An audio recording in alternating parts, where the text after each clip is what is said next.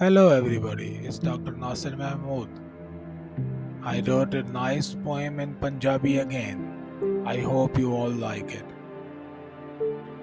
ਖਾਬਾਂ ਦੇ ਵਿੱਚ ਆ ਜਾਂਦੇ ਨੇ ਅੱਧੀ ਰਾਤ ਜਗਾ ਜਾਂਦੇ ਨੇ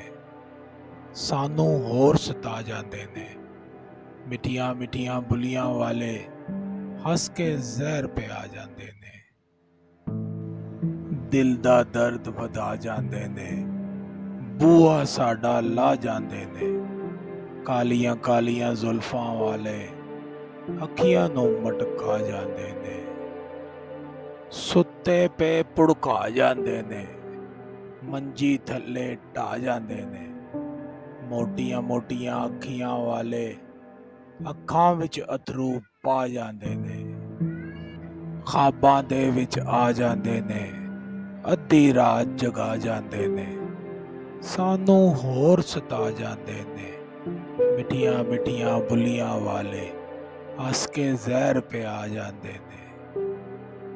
ਸੁਪਨੇ ਵਿੱਚ ਹੱਥ ਛੁਡਾ ਜਾਂਦੇ ਨੇ ਸ਼ਹਿਰ ਦੀ ਰਾਹੀ ਵਾਹ ਜਾਂਦੇ ਨੇ ਗੋਰੀਆਂ ਗੋਰੀਆਂ ਬਾਵਾਂ ਵਾਲੇ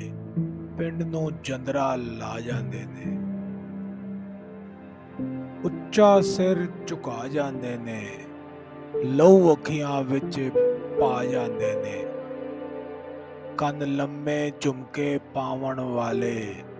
ਸਿਰ ਦਾ ਦਰਦ ਵਧਾ ਜਾਂਦੇ ਨੇ ਖਾਬਾਂ ਦੇ ਵਿੱਚ ਆ ਜਾਂਦੇ ਨੇ ਅੱਧੀ ਰਾਤ ਜਗਾ ਜਾਂਦੇ ਨੇ ਸਾਨੂੰ ਹੋਰ ਸਤਾ ਜਾਂਦੇ ਨੇ ਮਿੱਠੀਆਂ ਮਿੱਠੀਆਂ ਬੁਲੀਆਂ ਵਾਲੇ ਹੱਸ ਕੇ ਜ਼ਹਿਰ ਪਿਆ ਜਾਂਦੇ ਨੇ ਸਾਵਾਂ ਨੂੰ ਤੇਜ਼ ਕਰਾ ਜਾਂਦੇ ਨੇ ਹਾਸੇ ਵਿੱਚ ਗੱਲਾਂ ਪਾ ਜਾਂਦੇ ਨੇ ਛਨ ਛਨ ਕਰਦੀਆਂ ਚਾਲਾਂ ਵਾਲੇ ਜੱਗ ਵਿੱਚ ਹਾਸਾ ਪੜਾ ਜਾਂਦੇ ਨੇ ਸਾਡੇ ਸ਼ਹਿਰ 'ਚ ਯਾਰ ਦੇ ਹੱਥੋਂ ਯਾਰ ਵੀ ਧੋਖਾ ਖਾ ਜਾਂਦੇ ਨੇ ਜਿੰਨੇ ਸੋਹਣੀ ਸੂਰਤ ਵਾਲੇ ਰਾਹ ਵਿੱਚ ਹੱਥ ਛੁਡਾ ਜਾਂਦੇ ਨੇ ਖਾਬਾਂ ਦੇ ਵਿੱਚ ਆ ਜਾਂਦੇ ਨੇ ਅੱਧੀ ਰਾਤ ਜਗਾ ਜਾਂਦੇ ਨੇ ਸਾਨੂੰ ਹੋਰ ਸਤਾ ਜਾਂਦੇ ਨੇ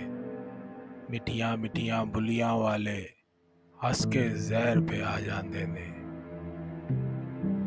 thanks for watching and don't forget to like, comment, share and subscribe. Thank you.